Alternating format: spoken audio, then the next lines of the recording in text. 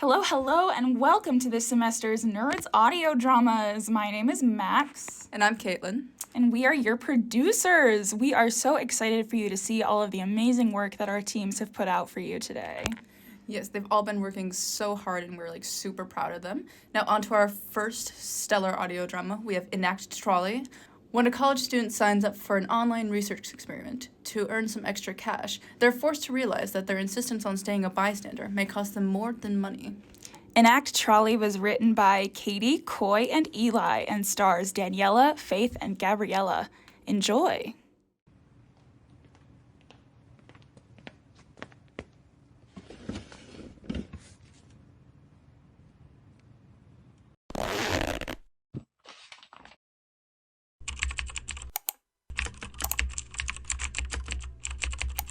Oh, hey, before you start your homework, is there anything you need from the store? I've got to hop on the bus to get this week's groceries. I'm all good. Thanks, though. I'm getting food from the dining hall this week. I don't have funds for groceries right now. Kinda need to save for my tuition payments due in August. All good. Oh, I've never seen homework like that before. What class is that for? Oh, it's not for a class. It's an online study through the university. I don't have the time for a job on campus this semester, so I'm doing surveys to pick up a little bit of money, well, gift cards, really, on the side. Nice. Well, you'll have to tell me how it goes when I get back. Don't talk to yourself too much without me. Will do. See you later, alligator. In a while, Ruthodile. No matter how many times you try, it still doesn't work.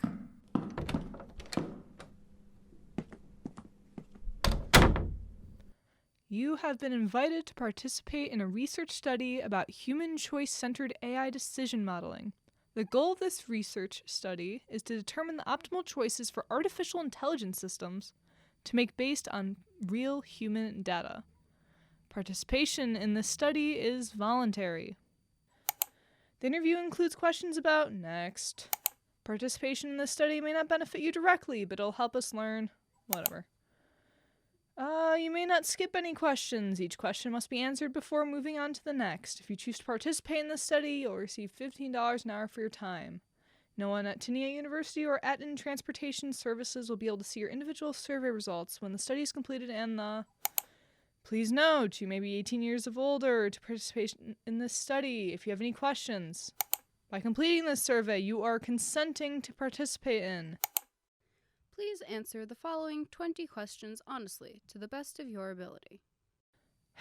20 questions? Is this one of those stupid moral dilemmas like the trolley problem? Question 1. There is a runaway trolley barreling down the railway tracks. Ahead, on the tracks, there are 5 people tied up and unable to move. The trolley is headed straight for them. You are standing some distance off in the train yard, next to a lever. If you pull this lever, the trolley will switch to a different set of tracks. However, you notice that there is one person on the side track. You have 2, and only 2, options. 1.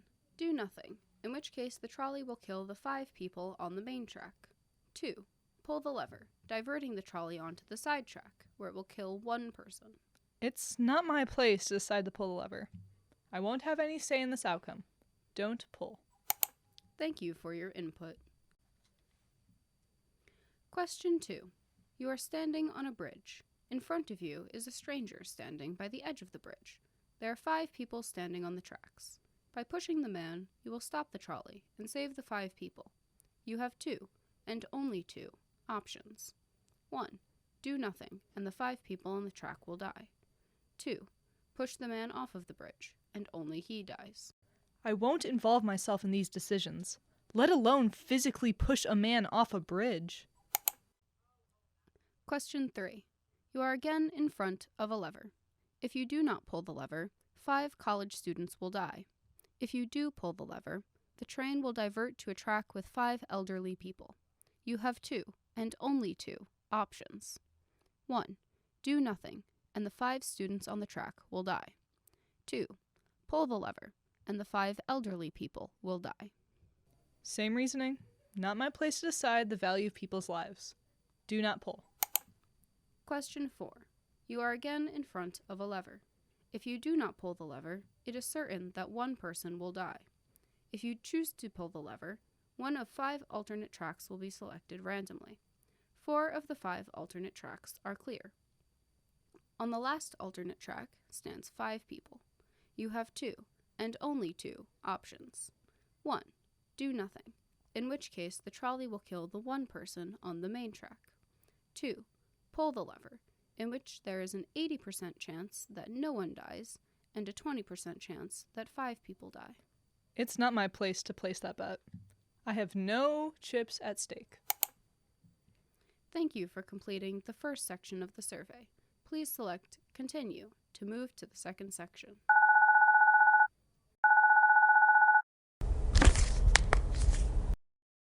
Are you sure you don't want anything from the store? It's on me today. I mean, maybe some popcorn to share? We could watch a movie tonight after my lab. That sounds great. I was thinking Twizzlers and Reese's too. Your favorite and mine? Sounds good. I'll see you later. Question 5. You are again in front of a lever. On one side of the track stands a rich man. On the other stands 5 people. The rich man promises you that if you save him by pulling the lever, he will pay you $500,000. You have 2, and only 2, options. 1. Do nothing, in which case the trolley will kill the rich man. 2. Pull the lever, killing 5 people, but you gain $500,000. Do nothing. Plus, I don't need the money that badly. Question 6. You are again in front of a lever. On one track stands a beloved family member. On the other stands 5 strangers. You have 2, and only 2, options. 1. Do nothing, in which case the trolley will kill 5 strangers. 2. Pull the lever, killing your loved one. I do love my friends, but this isn't about relationships. It's about staying out of this. Question 7. You are sitting in a building, across from the train tracks. From outside your window, you can see the original trolley problem about to take place. You can call the service line and ask the worker by the lever to divert the trolley. You have 2, and only 2, options. 1. Do nothing, in which case the trolley will kill 5 people. 2. Call the maintenance line and ask the worker to switch the lever, killing 1 person instead. The maintenance worker will do whatever you instruct. Yeah, I'm not calling in. Question 8. You are sitting at your desk, reading a prompt about the train tracks. On your computer screen, the original trolley problem is about to take place. You have the option to click a button, which will ask an experimenter to pull the lever and divert the trolley. You have 2, and only 2, options. 1. Do nothing, in which case the trolley will kill 5 people. 2. Click a button and ask the experimenter to switch the lever, killing 1 person instead. The experimenter will do whatever you instruct. No matter how small the action, I'm still not making a choice. Thank you for completing the second section of the survey. Please select Continue to move to the third section. Question 9. You are again in front of a lever. You again see the rich man on the tracks, now on the opposite side. He offers that if you do not pull the lever, he will pay the full cost of your tuition.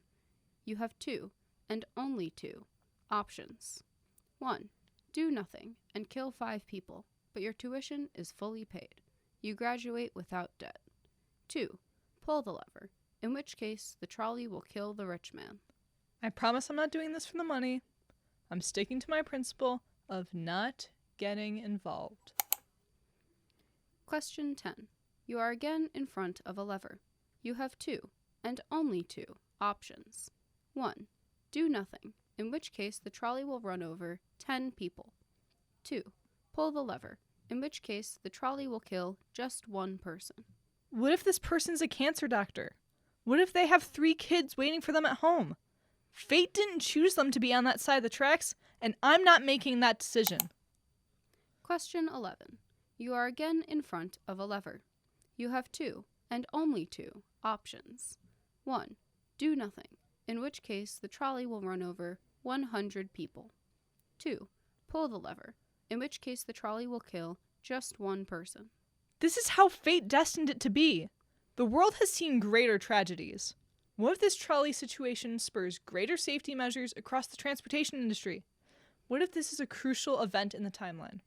This isn't my place to make a choice. Question 12. You are again in front of a lever. You have 2, and only 2, options. 1. Do nothing, in which case the trolley will run over 1,000 people. 2. Pull the lever, in which case the trolley will kill just 1 person. I don't know who this person is. They could be a single mother of 3, or the person who will coordinate the transition to clean energy, or a 5-year-old who just found their best friend. I am not the person who decides who lives and who dies. I will not execute my will in this. Question 13. You are again in front of a lever. You have 2, and only 2, options. 1. Do nothing, in which case the trolley will run over 10,000 people. 2. Pull the lever, in which case the trolley will kill just 1 person. What sort of moral math do you want me to do here? How many deaths would I have to witness for me to kill 1 person? I am not responsible for the deaths of those already on the tracks. I didn't choose to be in this situation. I didn't put them there. I'm not accountable for any of this. Question 14. You are again in front of a lever. You have 2, and only 2, options. 1. Do nothing, in which case the trolley will run over 100,000 people. 2. Pull the lever, in which case the trolley will kill just 1 person. Question 15. You are again in front of a lever. You have 2, and only 2, options. 1. Do nothing, in which case the trolley will run over 1 million people. 2. Pull the lever, in which case the trolley will kill just 1 person. Question 16. You are again in front of a lever.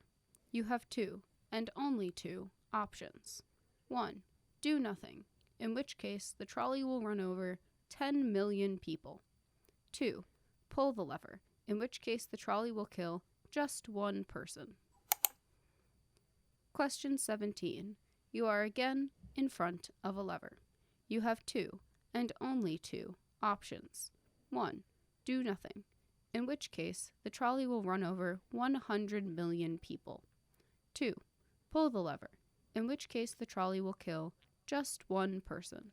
How many of these questions were there again? I'm not pulling this lever. Who am I to spit in the face of fate and rewrite history? Cruel as it is, maybe this has a purpose. Everything happens for a reason, right? I won't kill anyone. I won't. I won't make these judgments. The person on the other track is someone's child, someone's close friend, someone's roommate. I won't exercise my agency to value someone's life over another.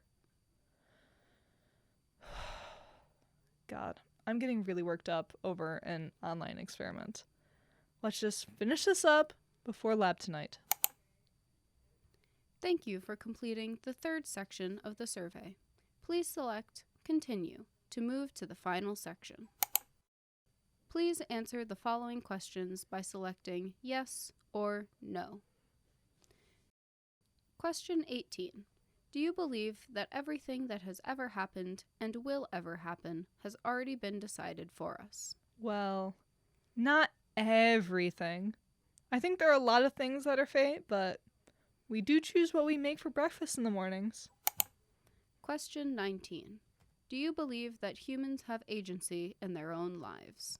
Yeah, people make certain decisions that lead them down certain paths, I suppose. Question 20.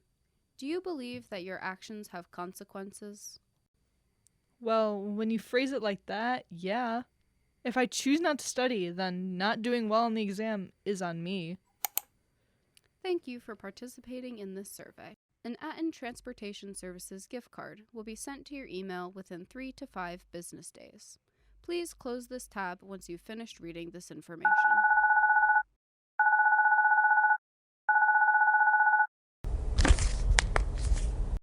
Hey Ruth, what's up? Great timing. I just finished up the online experiment. Have you seen the news? No, I've been busy with the test. It was asking me some kind of crazy questions. A train flew off the rails today by campus. It missed me by about 10 feet, but crashed into downtown. It was awful. The screech of the metal.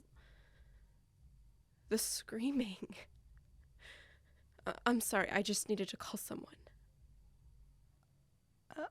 I'm sorry for asking, but did you manage to catch the name of the train? I think it was an Atten. They've got the red stripes on the side, yeah? Are you sure? Was there anyone around you? No, I was taking the trail route home, just me and a bunch of trees. And yes, I'm sure, hard to forget something like that. Why are you asking me these questions? Do you know something about this? Alistair? Are you there? Just say something, please. I'm sorry, Ruth. I can't talk right now. Get somewhere safe, okay? Can you just stay on the line? For me? I've got to go. Wait! Wow, that was amazing. So proud of the INACT Trolley team. Next up, we have Mortal Moment. Tune into the hottest talk show of all of Olympus, where your hosts, Dionysus and Hermes, unpack the biggest, most cringe-fail mortal moments ever heard. Written by Craig, Sofia, Lili, Gabriella, and Maria. Starring Jesse, Abbie, Eli, Nathan, Darla, Andrew, Cory, Ella, Chris, and Park. Enjoy. Oh, whoa! Patrocles, dear, dear Patrocles, you who I valued more than all others, you whom I failed to save. And for what? To incense the flames of my conceit? Fool! O gods, O mother, I pray, tell me, what is there for me? What is there for me?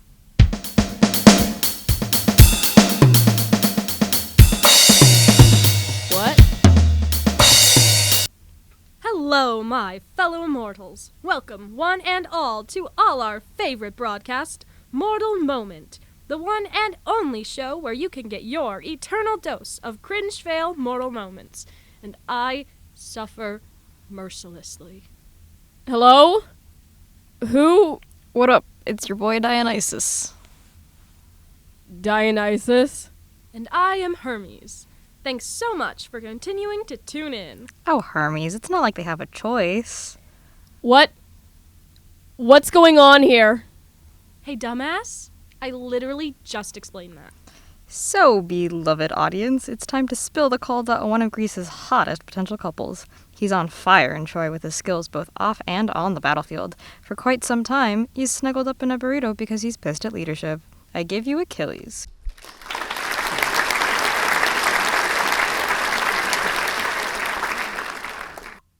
Now, Achilles, we have a few questions for you. Really? At a time like this? I just lost my best friend. Sorry? We wanted to know about your love life. We heard about a certain special figure in your life, if you know what I mean. Lord Hermes, apologies, but I really don't understand. We're talking about your hysterical best friend boy toy, bro. Huh? Patrocles? But he's... Yeah. That just makes this interview so much more juicier, doesn't it? What do you mean? Did you... Remember who you're talking to, bud. Gods, capital G. Just answer our questions.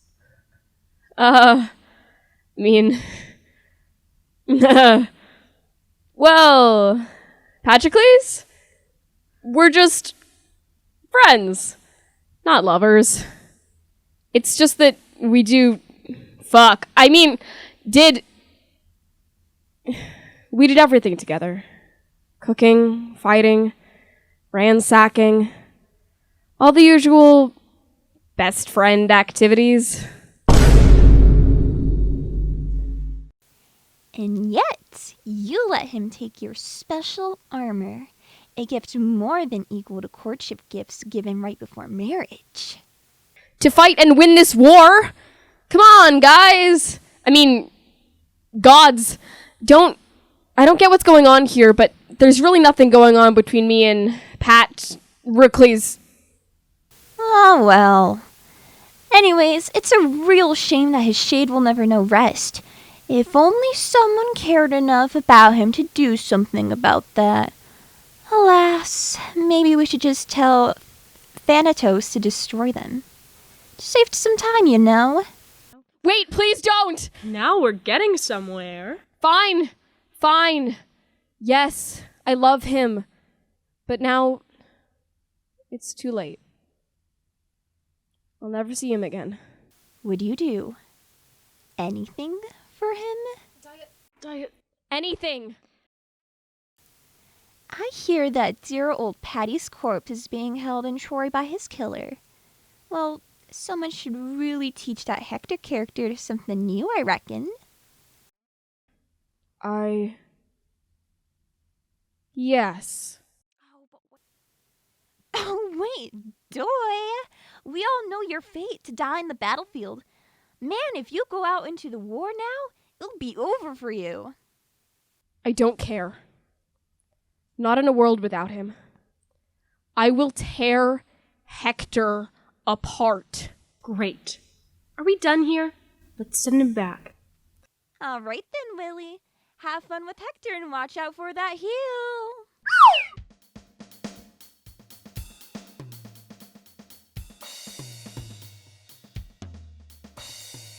Our next guest is Oedipus.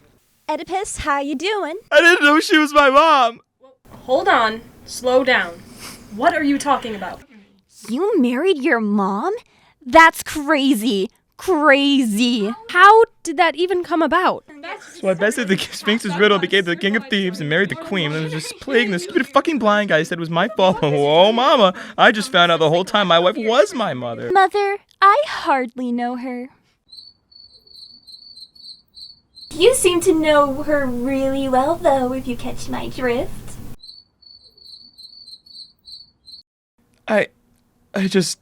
What do I do? Divorce is always an option. I need to go. Let me out of here. All right. Well, that just happened. Talk about a certified mortal moment. Cringe. Poor guy. I sure hope his story doesn't get passed on from generation to generation until he's eventually used as an example for some messed up psychological theory from some weirdo guy from Germany. Who the fuck is Germany? I don't even know why I do this anymore. Cursed to this for a millennium, and my stupid baby brother just strolls off the premises. Boss? Dad! Oh, like us. What is it now? We're live. Welcome back from the break, everyone. Now, let's jump right back into this unceasing torrent of cringe-veil mortal moments. Today, we have a very special guest. Why don't you introduce yourself? Now, can I ask what I'm doing here? That's not introducing yourself, Arachne. You heard the intro. Well, I wouldn't call myself cringe-veil. Oh, I would.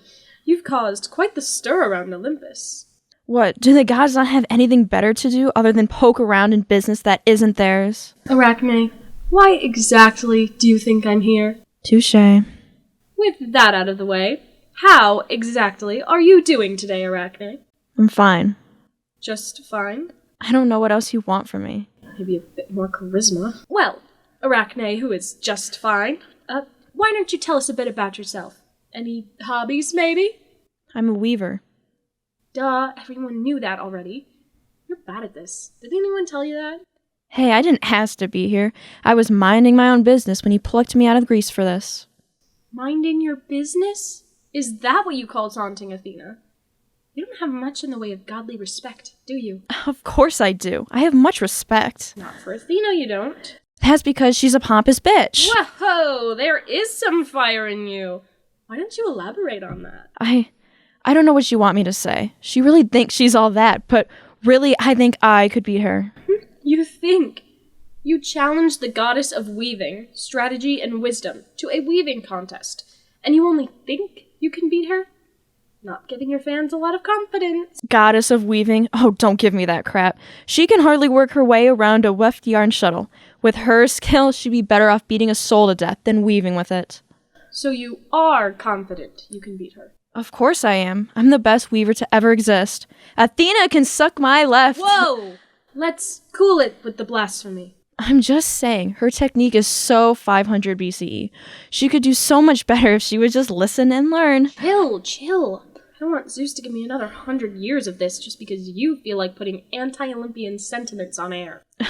You're just their pawn. Look, Toots, I don't appreciate the attitude. Do I need to challenge you too? Do you need to be put in your place just like that coward Athena? I get you have a grudge against my lovely sister, but you might want to cool it. You know, between you and me, I'm always up for a little jesting, but you're a bit squishy. Squishy? Yeah, you know, full of weird red blood and organs and all that. Squishy. I'm here. I promise I'm not late. I'm in traffic, which is so bad. Is that wine? Or means you let your employees show up like this? Dionysus, what have I said about drinking on the job? Not to drink on the job.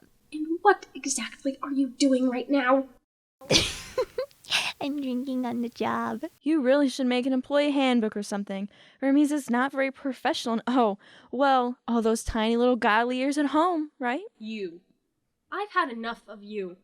I don't get paid enough for this. I don't get paid at all for this. Bye. Wait, that's hardly fair. I want... And you. Me? Little old me? It's not enough that I'm stuck doing this for 1,000 years. I have to deal with you, too. Hermes, being drunk is like my job. I don't get why you're so upset. Loosen up. I'm going to kill you. Painfully. Slowly. If we weren't live... Oh, but I can fix that, can't I? No, why don't we keep the radio on? Don't go anywhere, folks. It's just a friendly brotherly spat is all. Thank you, everyone, for tuning in to Mortal Moment for your daily dose of cringe fail mortal moments. Now please excuse me as I murder Dionysus. Sorry about that, folks. We're back on air now. He fucking discorporated me. Anyways, look at our next guest, Icarus. Ah, yes, the classical cautionary tale, illustrating the danger of man's hubris and... Yo, broski, is that a purple tie? Yes. Dionysus's fashion taste is awful. Hey! So, Icarus, tell us the story behind the story. We all know you for your fated flight into the sun, but what's the real tale of Icarus? Yeah, I just wanted to get a wicked suntan, dude. So you flew into the sun, while wearing wings made of wax. Yeppers. You didn't think they might melt? Nah, I tend to live in the present and don't focus on the past. Or the future. I'm a Gemini. And much like the Gemini twins, you don't think about the actions of your consequences. Way harsh, dudes. I just wanted to see the sun. I was as free as a bird and light as a feather, and I could fly. It's not every day you get to have wings. I was just having some fun. How was I supposed to know that flying too close to the sun would cause them to melt? Except for the fact that Daedalus just told you not to. Like 5 minutes before you took off. Well, yeah, but I mean, who even listens to their parents anyways? I mean, how was I supposed to know that his advice was actually useful? I mean, come on. Most of the time he's just talking about his dumb labyrinth thingy anyways. So true, bestie. Live your truth. No. Maybe you should listen to your dad more. I guess. I mean, I just kind of thought Apollo was a little bit hot. He's the sun god. No, I mean, like, he's kind of sexy. I mean, wait, no homo. You heard it here, folks. Icarus flew into the sun because he wanted to bang the sun god. This was a waste of time. Goodbye, Icarus. Now you get to fall into the ocean. Oh, shit. No, not for real, though, right? Dude, is this a bit or... Totally killer, man.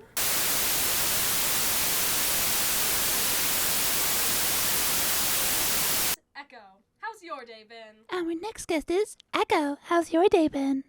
Why are you copying me? Do you think this is some kind of joke? Why are you copying me? Do you think this is some kind of joke? Hey, stop that. Hey, stop that. Chill, she repeats things. That's literally her whole deal. No, we called her here. She will answer our questions. Now talk, nymph. Now talk, nymph. No, I don't think No, I don't think you understand. I am so powerful. I am so powerful. I will smite you. I will smite you. I will call up my dad. I will call up my dad, and he will make you explode. Chill out! Cut.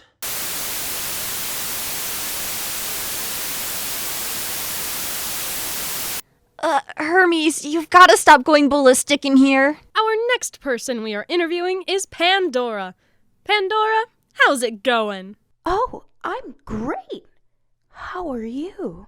I'm so happy to hear that. I'm good. Any updates in your life? I was given this box by Zeus. I was told not to open it, but I really want to open it so bad. Open it. It's just a box. Why not? Zeus said something like really bad would happen if I did. How bad can it be? No, stop. If Dad said you shouldn't open it, you really shouldn't. I think you should open it. No. Dionysus, what has gotten into you? What? She not allowed to have a little bit of fun? I actually have it right now. Should I open it? Whoa, what a surprise. Sure. Unboxing party. Stop. No. Am I the only know voice of what? reason here? Maybe I will.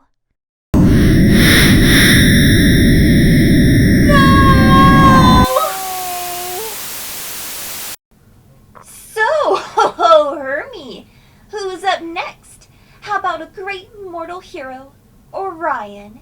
Or perhaps the King Menelaus? Ugh, I have so many things I could say to that man. Alas, dear brother, unfortunately, very unfortunately, our producer... Dad, you mean? Yes, good old Father Zeus has told us we have to have some non-traditional guests for things like diversity and inclusion. So, our next guest isn't even going to be human. No. Now we have to talk to monsters. What? Since when has Zeus ever cared about inclusion? He's trying to hit it with a mortal woman who does, I guess. Ugh, gods, that's too much. I mean, inclusion is good and all. Of course. But monsters? They're like bad guys? Literally. Our show, it's really more about talking with people. Monsters aren't people. Zeus said the decision was final. Fucking Hades, bro. Ew. Anyways, let's move on and hear from the mind of an utterly mindless automaton. Our next guest is, in fact, a towering bronze construct made solely to patrol the island of Crete. That's right, everyone. Prepare to meet the one and only Talos.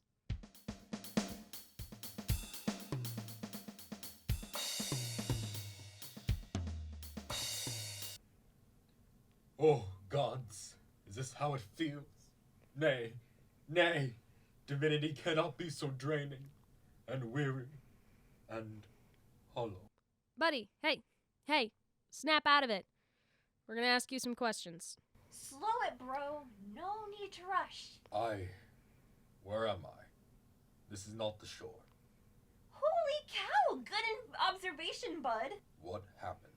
We'll be asking the questions here. You're on the hit broadcast Mortal Moment. Surprise! A little bit ironic, I know. You aren't exactly immortal. What?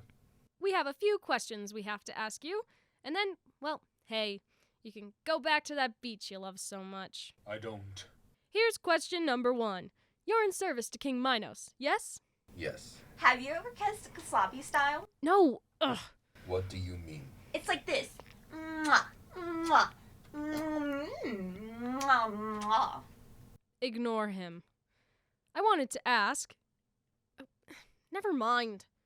What would you care about what Minos has done? It's not like you have morality, you monster. Monster, you dare. Oh, you have something to say? Well then, let's all hear from the monster who kills sailors indiscriminately. Go on, Talos, speak. In what I do, I have no choice. King Minos commands. I must protect Crete. Oh, Dionysus, listen to this. Our monster has a heart of gold. How about a heart of bronze? Bronze. What do you mean? Wait, don't tell me. You don't know? Look at yourself. What? You're bronze. No, enough of this. It thinks it's alive. It thinks it's more than just a fucking automaton. How rich. Automaton? Yes, you. You're a metal man. You have no internality whatsoever. And yet, you're here, wasting our time. Yeah, get him, Hermes. No. There's absolutely nothing behind those eyes. No thoughts, no wit. You're wrong. No wonder Medea tricked it so easily. Tricked? Oh, hold up. This is good. Let's dig into this.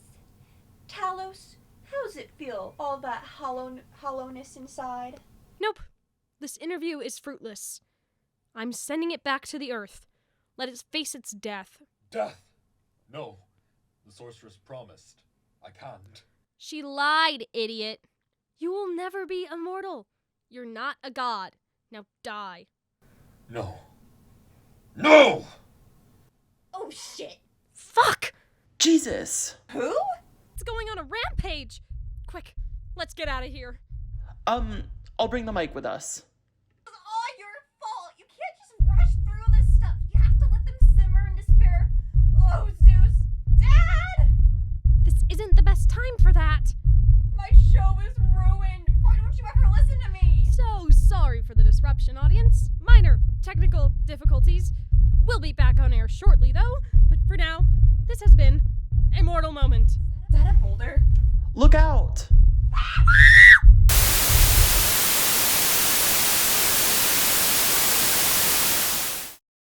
Wonderful job by Mortal Moment. A lot of good stuff there. Next up we have the cup you choose to fill is full of demons. A college student struggling in their history class turns to a demon for aid and perhaps gets more or less than they bargained for. This last audio drama was written by Aaliyah, Bailey, Cory, and Park, and stars Christina, Elle, Lili, Ella, Craig, and Srija. Enjoy.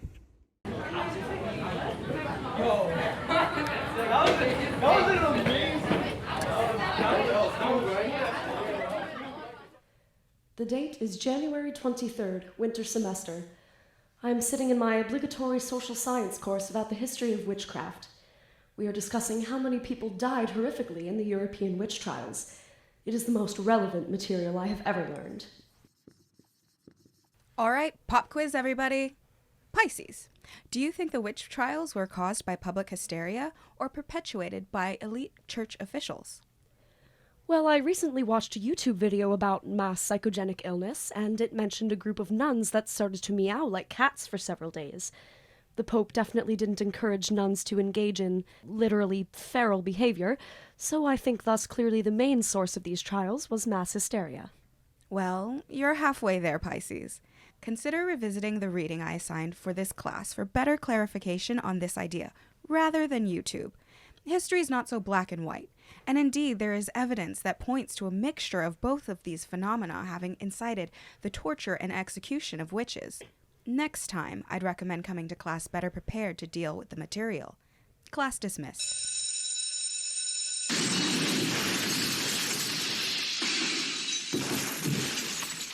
What's that sound, you may ask? It is simply my psyche exploding into 1,000 pieces like the spectacles of J. Robert Oppenheimer. Egads, the most crooked of pranks could not leave me so bedeviled as I have been publicly snubbed in the presence of Terry. Hey, Pisces. Oh, is something wrong? Oh, my lord, this is not good, this is not good, it's very terrible even. Nothing, Terry.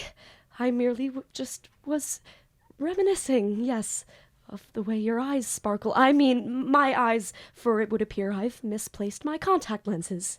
Yes. Have you seen them? I haven't. Oh, well, let me know if they pop up. Sure thing. But are you sure you're okay? You seemed awfully upset when Dr. Solomon called you out like that. Honestly, I don't even think they should do that. It seems unnecessary. Oh, well, I mean, it irks me, maybe a little, but I don't want to be perceived as argumentative. I should just be humble instead. You can be humble, but I think you should also tell your teacher to respect your boundaries when they cross them. It's important to respect your teacher, but it's equally important for a teacher to respect their students. Although, maybe you shouldn't admit to getting all your info off YouTube. My fluttering thoughts begin to gain structure at this revelation. My tingling heart begins to feel a calming sensation. The porcupine quills that bulwark my skin recede into their coils. Terry, the person who stands before me, steadies my inner turmoils. Terry? Yes, Pisces? Terry, how can I prevent this from happening in the future? Well, it's not like you can ever know everything there is to know, so you just gotta have that proper work ethic and keep on learning, keep on trucking. Oh, yeah, of course. Do the work myself. Maybe we could study together if you wanted. I could even come with you to that orators club you like so much. Practice my public speaking for you. I mean, for the crowd. Oh, I'm sorry. I'm really busy with Tech Week for my show Pulp Free Nonfiction, directed by Twin Town Aquarium Tino. But I'm gonna be free next week. We can study then. But Dr. Solomon's extra credit presentation assignment is due at the end of the week, and I really need those points. I guess I'll just go to the library and see if I can locate a good book for research purposes. I heard they have the Lomegaton at the Hatcher Stacks. Isn't that from Adventure Time? I think that's the Enchiridion. The Lomegaton is supposed to be a book for summoning demons, which sounds really cool, honestly. That does sound cool. I don't necessarily know how much that has to do with our class, though. Well, demonology was pretty popular during the witch trials. You never know, though. Maybe you'll be able to summon a demon that grants you infinite knowledge, so you can really impress the teacher. Just kidding. Keep studying, bud. I gotta run. Catch you later. I believe Terry has not yet recognized the brilliance of their words. For if there exists such a book within the crawling, confined corners of the stagnant stacks, surely I can prevent such embarrassing catastrophes from taking place in the future. And then perhaps I can focus on impressing this dreamboat Terry that I'm lucky enough to have in my life. To the stacks!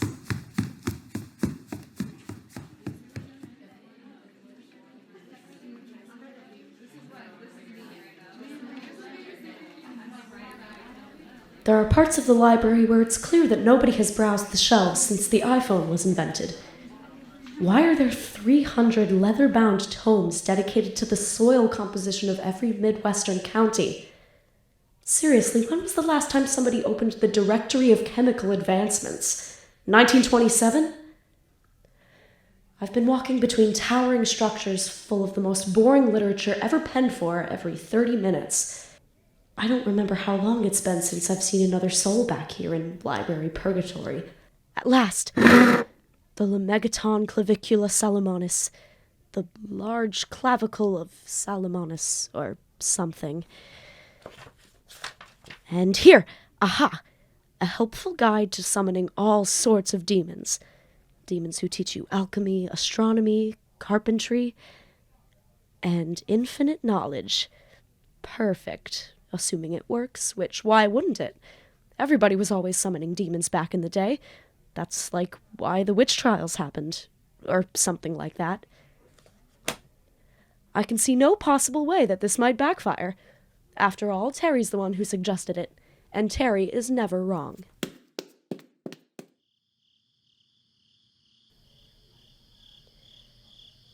As I'm directed by the book, I clear space in my dorm, thankful that it's a single, and the extent of my furniture is basically a lawn chair. Summoning demons is definitely against school regulations, but nobody has to know, right?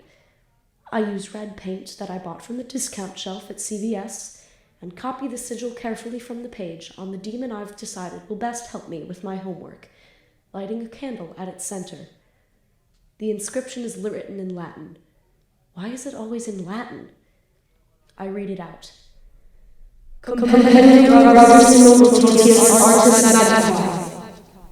The lights dim. The room shakes. My heart pounds in my chest. From the ring of paint rises a smoke, thick and choking as if from a fire, and amidst it is a she-wolf, her eyes aglow, smog billowing from jaws that were parted in a snarl. Upon her back are the bronze wings of an eagle, bronze and radiant. Her tail is serpentine, coiled about her paws as she reared up from her sigil.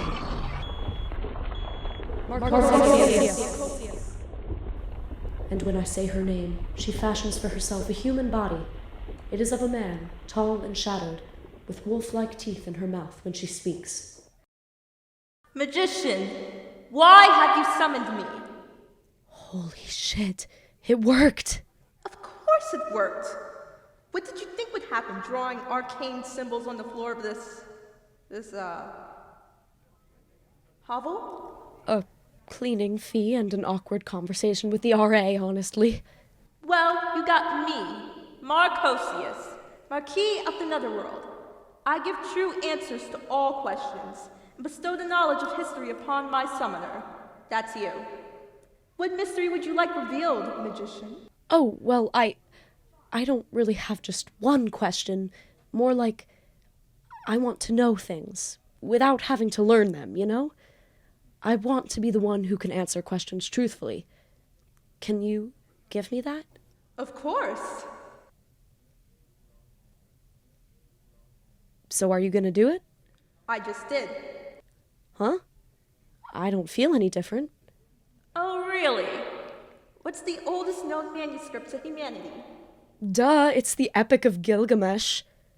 Wait, how did you do that? How did I do that? I was there when it was written, when all knowledge was written. And now I have given it to you, for a price, of course. A price?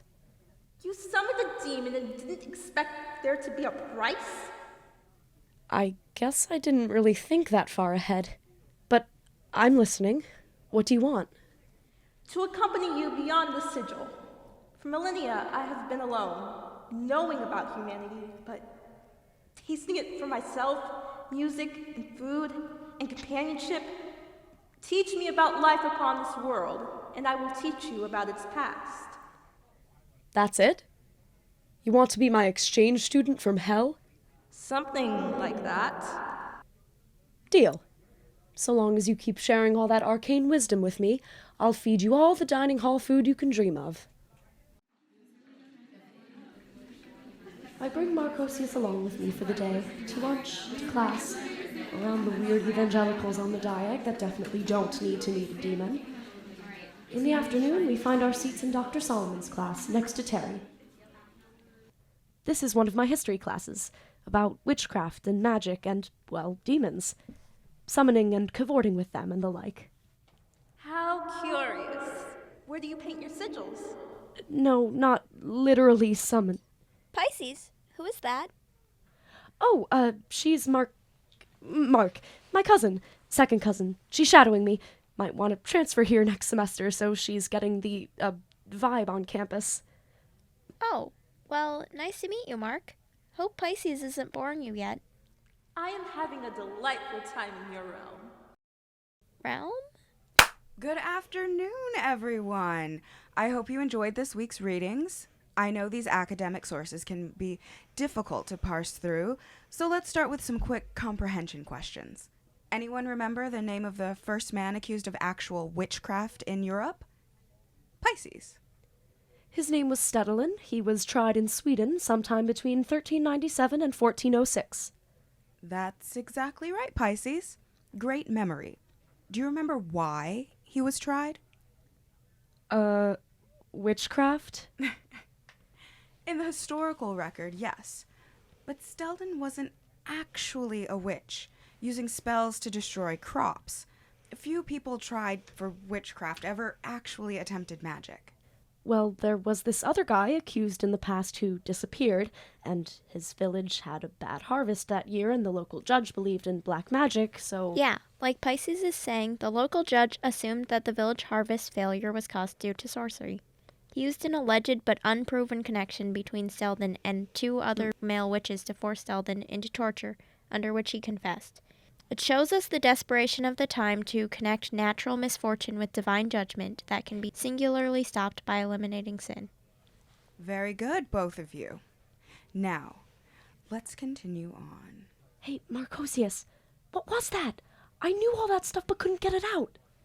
I give you true answers to questions.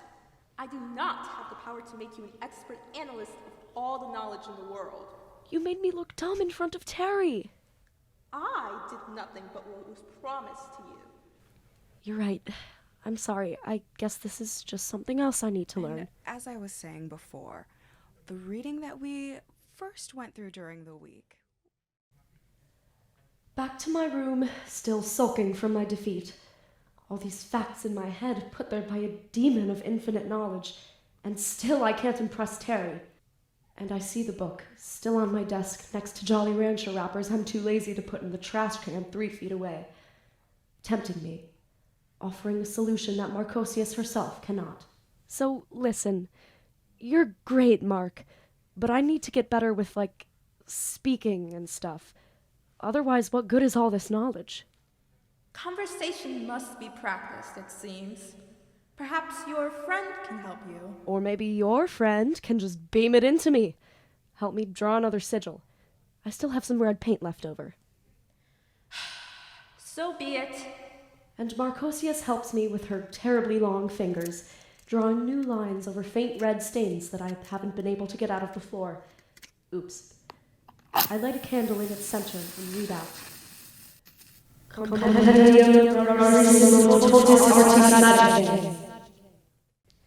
And so the lights dim and the floor shakes. I hear the sound of rushing water, crashing waves, rain and storms. Blue mist, salty on the tongue, frames an uncoiling shadow, scales glistening as if he's just rising from a pool. The sea monster's head is like that of a huge snake, slitted eyes affixed on me, neck long and slender. His tentacles stir the mist and wave in the air all around him. When he finally forms fully from the sea spray, I call out to him. Fornius!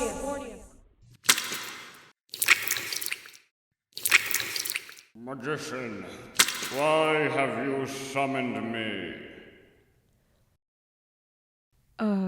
Are you going to turn human? Why would I do that? Demons are creatures of preference too, Pisces. Do not expect us all to take forms that are pleasing to you. Oh, yeah, sorry. I'm kinda new to the whole demon summoning thing.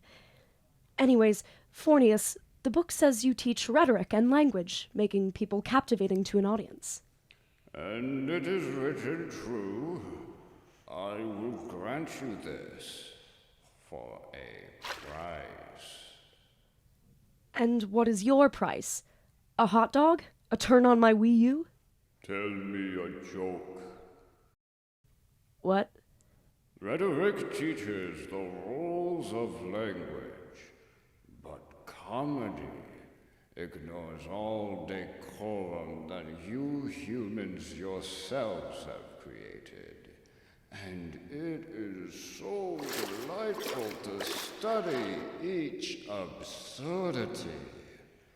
So, tell me a joke, your best one. What do you call a girl who is really good at archery? Amy. Like aim-y. Oh, how delightful! Thank you, human. You have made my eternity just a little more amusing. Do not try to eat this one, Marcosius. They are clever. No, fare thee well. I can't believe he thought that was funny. Are you happy now? Do you feel as if you have the full power of wit at your beckoning? Most indubitably, milady demon. Hey, wait. Did he say that you ate your last magician? Careful now, Pisces, that you do not ask questions you wouldn't like the answers to. Yeah. Let's change the subject with this really good segue. January 26th, the birthday of the great state of Michigan. Something I know now thanks to Mark, whose eyes are always wandering away. To the clouds in the sky and the plump squirrels in the grass and the front half of the cockroach on the floor. Oh God, why is there only one half of it? I try very hard not to look at that while we wait for Terry. We always eat at Panera together on Thursday. Hey, Pisces. I didn't see you at study group. Oh, hi, Mark. Still shadowing? I am a creature of light. Everything is shadowed by me in true form. What? What did I say about funny movie quotes, Mark? Not everybody understands them, so let's just keep them to ourselves. Anyways, hi, Terry. Yeah, sorry, I wasn't at study group. I was busy last night. Cleaning up my dorm. Painting accident. But you'll be seeing me at rehearsals for that Orators Club you're in. I just signed up to give a talk tomorrow. On history and witches and stuff. Dr. Solomon said she'd give us extra credit for doing that, remember? Well, yeah, but are you sure you want to do that? I mean, more power to you, but the critics in that club can be pretty harsh. Do you feel confident enough about that class to give a talk? Of course I'm confident. I know everything. Metaphorically, of course. But yeah, I can handle a little criticism, and I'm a good speaker now. Trust me, it'll be a good experience. All right, I support you. What's your Panera order, Mark? That is a question for which I have no answer. We'll get you a mac and cheese bread bowl. It'll blow your mind.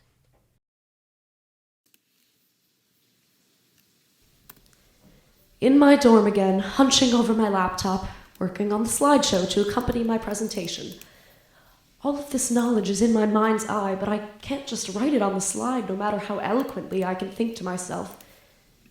Good presentations, those TED Talk nerds and whatnot, always use diagrams and pictures, fitting neatly around their key points. I'm struggling with that, making something that's pretty to look at, that represents everything in my brain in a visual medium. I endlessly browse classical artwork to adorn my slides, hoping maybe I'll find the key to inspiration. Marcosius sits beside me, watching. Humans create such wonderful things. Like half of these paintings show people being tortured for a crime they didn't commit.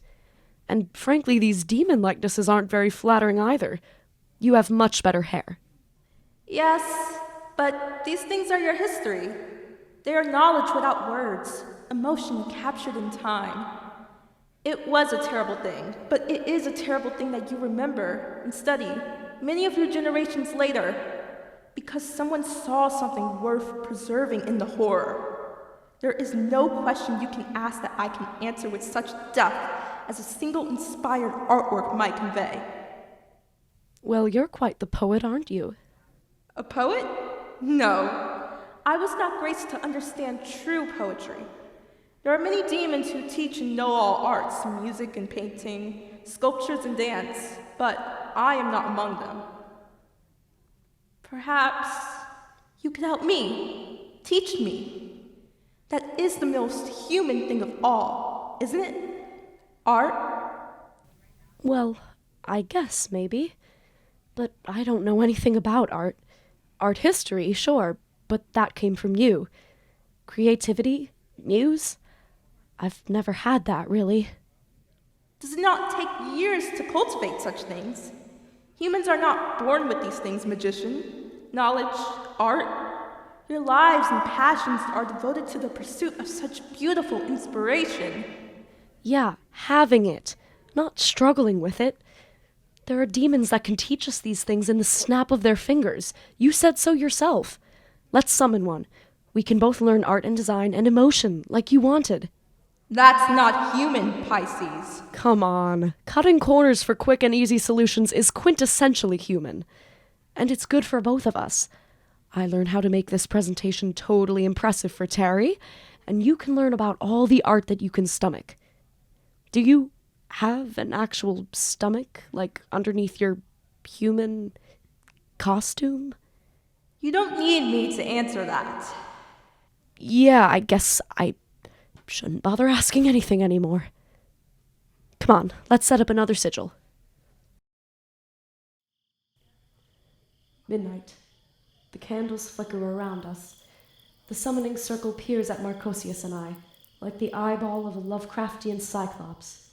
Despite this, my mind is preoccupied by the impending presentation, filling me with a sort of anxious dread as it cycles through all hypothetical scenarios of misfortune befalling my project and devastating my image in the eyes of Terry. As such, it is difficult to focus on the task at hand. Curses. Marcosius, the next step evades me. Do I light the incense sourced from lavender or the one sourced from my grandmother's fruitcake? Marcosius? Magician, what is the point of obtaining infinite knowledge of all that lies in the cosmos if it cannot support you in the recall of stepwise information? Hey, my goal here is to show off my infinite knowledge of academic work to impress Terry. If I really need to memorize an instruction manual, I can just summon a demon that'd grant me everlasting memory. And perhaps you take for granted the minimal effort at which you acquire such potent skills. Does not the process of growth excite you? The journey rather than the destination, molding the quintessential evolution of an individual through their fleeting passage on this plane. I merely refute the notion that improvised convenience besets the value that comes from the lived experience. Marcosius, I just obtained my driver's license. I have ample time to grow. And with a hunk like Terry by my side, these new skills that I've obtained will help to grow our relationship together. Now, do you know which incense it is? Use the fruitcake. And so Meemaw's moldy fruitcake from the back of the fridge was sacrificed into the smoldering embers, the emerging smoke cloud making me glad we didn't often visit that side of the family. The familiar dims and quakes give rise to the noise of a bellowing autumn wind, hurriedly rising in intensity as a black apparition begins to manifest. A tall, slender humanoid, mustachioed and bespectacled, with a billowing robe black as ink, and a face almost identical to that of Meemaw. I call out to him. Dandelion! Shit! Dandelion! Magician, why have you summoned me? Oh, pardon my volume. Dandelion, according to the book, you are a teacher of the arts and sciences, one who can cultivate creativity in the minds of those you alter. That is correct. Great. Name your price.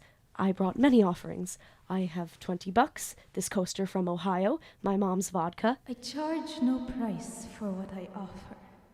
The only prerequisite is you must pass verification to certify your eligibility to continue. Oh, a test? Bring it on. I can readily list to you all 38 prime ministers of Russia in chronological order. Here, take this paper. Please check the box below to proceed. Huh? What does this say? I'm not a robot. Okay, I checked it. Verification failed. Try again. What? Tell me the characters on the bottom of the page. Oh, God, it looks like my little brother wrote this. C, G... Is that a triangle? Verification failed. You have one attempt remaining. This is ridiculous. I'm not a robot. Perhaps the purpose of this test is to prove that you are capable of thinking outside the box. Artificial intelligence is confined to the orders it is given. It cannot engage in interpreting anything any more than the direct instructions that were given to it. This is what provides so much power to the human mind. The capacity for interpretation gives it the ability to find value in that which may offer little to no value from a utilitarian viewpoint. But these prompts are so direct. How do I think outside the box with this little wiggle room? Consider the implications of the box you are being limited to. Select all squares with traffic lights. If there are none, click skip. What squares? Try flipping the paper over. There's only one traffic light. Wait, but like the corner of it is in one of the other squares. Does that count? Make your best judgment. Aha! If we limit ourselves to this grid, then only 2 boxes contain this singular traffic light. However, there are far more. In the US alone, I believe there are an estimated 7,900 traffic lights in operation, and that does not account for the rest of the world in which this photograph was taken. Therefore, with the current knowledge at hand, the amount of traffic lights in existence cannot be counted due to insufficient data. Verification test passed. To truly understand and appreciate the complexity of art is not always evaluated by the meaning assigned to it by others. You must prove that you can meaningfully interpret it yourself, expanding your imagination to its limits. With that being said, I did have one request, as I have craved to alter my imagination. You said you had vodka? Sure, here you go.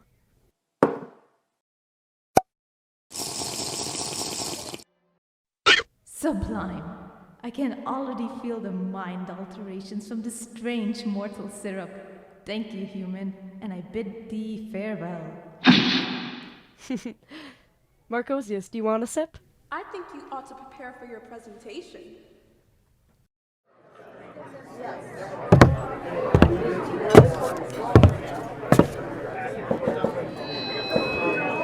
Please welcome Pisces Johnson to the stage. Pisces will be giving us an informative presentation on the history of the witch trials.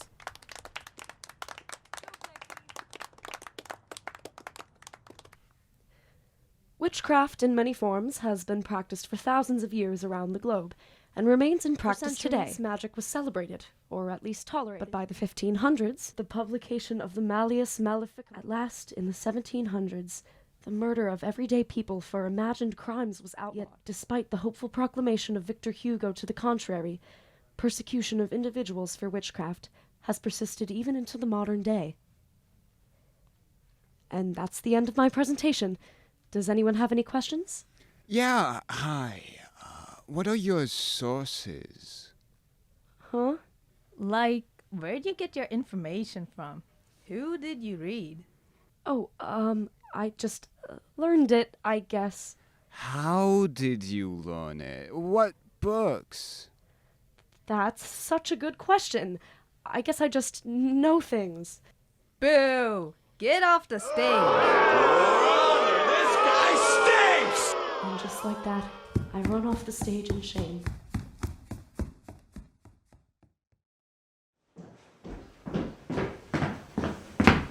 Well, that went terribly. They were so unfair to me. By your own standards of academia, I think they just held you accountable. Seriously? Jeez, have some sympathy for the suffering, why don't you? Why are you defending them? Do you even like the human world? Actually, yeah. I didn't know what it would be like. I've been wondering for millennia, learning all your secrets, but I still never really had a clue. It turned out to be a lot friendlier than I thought. Even though I look and speak differently than most humans, people still smiled and talked to me. Terry even treated me as if we were already friends. She bought me a mac and cheese bread bowl. So yes, maybe I do like it here. Marcosius, I think you're being a little dramatic. The real world isn't that great. In this hyper-competitive capitalistic world we live in, it's just a giant game of musical chairs, where everyone is fighting not to be left behind. That's why I wished for infinite knowledge. It's impossible to succeed otherwise. Impossible! I'll tell you what's impossible. Being an immortal, being in a realm where everybody knows everything, can do everything. It doesn't feel like there's a point in knowledge. It's like existence itself is devalued. I've only been in the human world for a few days, but I can see that it's different here.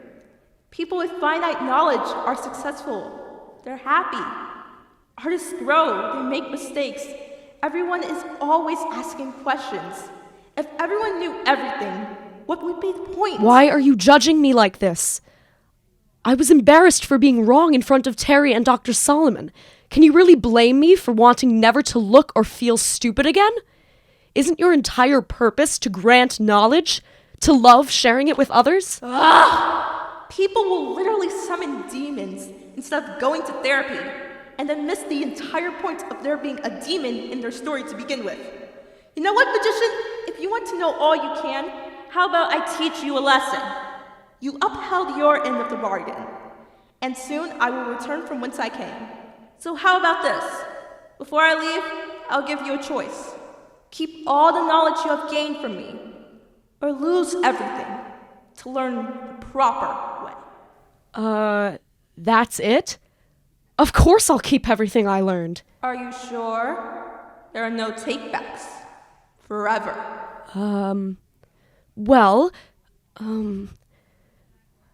Okay, let me think about this. Thinking, my favorite activity. Somehow it isn't mine anymore. Terry, what should I do? I want to keep, being, good at school and remembering stuff. Certainly knowing things is better than not knowing things, right? Well, it's true that it's all very impressive what you've been doing these past few days. Your new studying habits must be pretty crazy, but Pisces, that wasn't you up on that stage. Since when can't you cite your YouTube videos to a curious audience? When did you start caring so much about the perfect answer? Remember what Dr. Solomon was trying to tell us? Sometimes there isn't a single perfect solution to a question. There just isn't. I know that, but how can you tell when that's the case? Aren't some things genuinely black and white? I don't know what to do.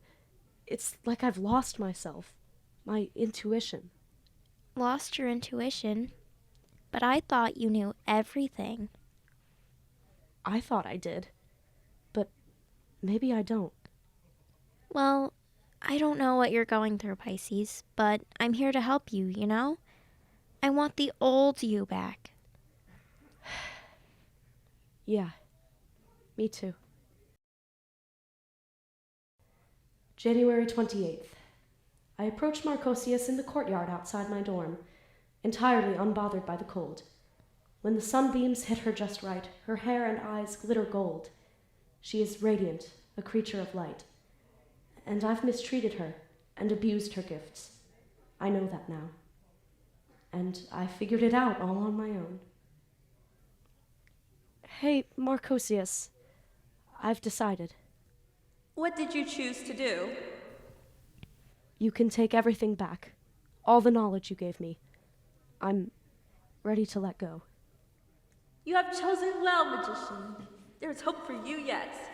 And now that my work is finished, it's time for me to leave you. Thank you for showing me your world. It is a wonderful place. I'm glad you will get to learn about it for your entire life. Fare thee well. Thank you too, Marcosius. Goodbye.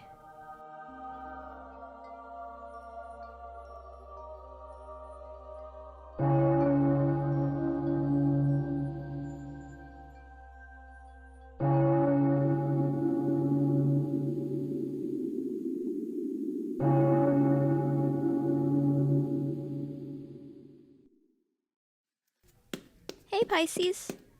I thought I saw Mark around here a second ago. Where is she? She went home. Oh, I was hoping to say goodbye. Maybe I'll see her around next year if she transfers. Yeah, maybe. Hey, Terry? would you mind studying with me sometime this week? I need some help with our history homework. I thought maybe I could ask you some questions about it. Of course you can, although I might not have all of the answers. We'll have to work together to figure some of that stuff out. You know what? I'm counting on it. Wow, that was phenomenal. That's our final audio drama. If you would like to see more from Nerds, one of the things you can check out is our second open mic night of the semester, November 18th at 5:30 p.m. And of course, don't miss a murder mystery musical on December 1st and 2nd. You might hear me and Katelyn in the pit. We have shows at 7 p.m. on the 1st and shows at 2 and 7 on the 2nd, and we hope to see you there. Thanks so much for listening, and we'll see you next semester. Bye. Bye.